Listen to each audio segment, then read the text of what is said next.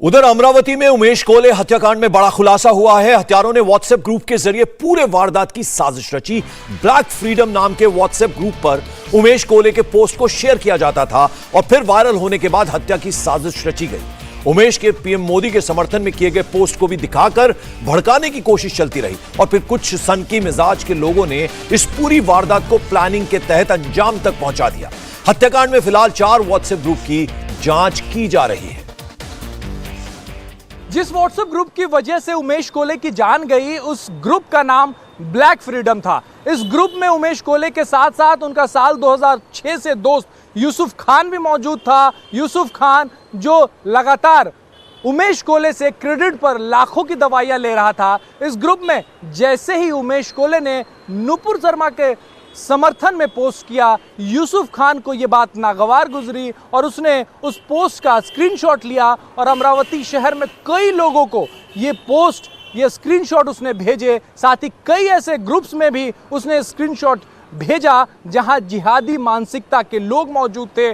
Post भेजकर वो उन ग्रुप्स में लिखता था कि देखो, जिस शख्स को हमने बड़ा बनाया है, यानी कि जिसकी दुकान से हम दवाई खरीदते हैं, जो लगातार हमारे दिए हुए पैसों की वजह से बड़ा हो रहा है, वो हमारे धर्म के बारे में क्या सोचता है। इसके बाद इरफान शेख जो कि रहबर हेल्पलाइन चलाता है, उसके ग्रुप में भी ये मैसेज गया और वो भड़का। उसने मीटिंग बुलाई, शोएब और आतिफ की मीटिंग बुलाई और उसमें ये तय किया गया कि उमेश कोले की हत्या करनी है।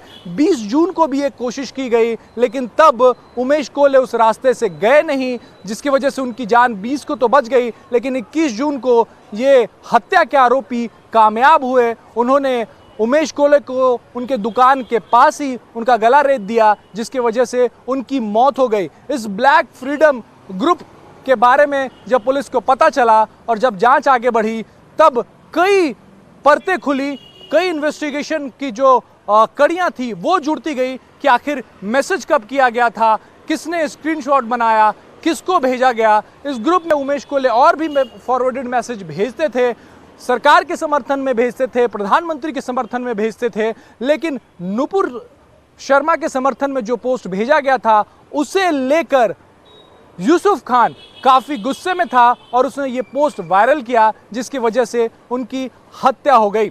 साथ ही आपको बता दूं कि इस केस की जांच आगे बढ़ रही है। उसमें यह पता चल रहा है कि शोएब, जिसने उमेश कोले के गर्दन पर चाकू चलाया था, वो उनका सर धड़ से अलग करना चाहता था, लेकिन उमेश कोले के बाइक से थोड़ी ही दूर पर उनका बेटा संकेत आ रहा था।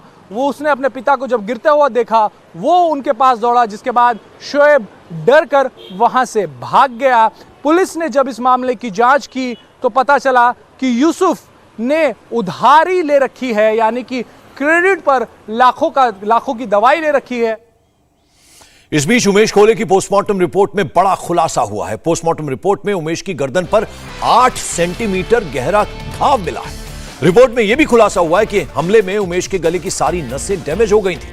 पोस्टमार्टम रिपोर्ट साफ साफ यह बयां कर रही है कि 21 जून की रात कट्टरपंथियों ने किस बर्बरता से उमेश कोले की हत्या कर दी थी। अमरावती के उमेश कोले हत्याकांड में पोस्टमार्टम रिपोर्ट से खुलासा हुआ है कि हत्यारों ने कोले का बड़ी बेरहमी से कत्ल किया। पोस्टमार्टम रिपोर्ट में उमेश की गर्दन पर 8.2 सेंटीमीटर गहरा घाव मिला है और उमेश की गर्दन बाईं तरफ से काटी गई है। रिपोर्ट देखने के बाद ये पता चलता है कि हमले से दिमाग की नसों को नुकसान पहुंचा है। इधर इस मामले में एनआईए की टीम अलग अलग एंगल से जांच कर रही है।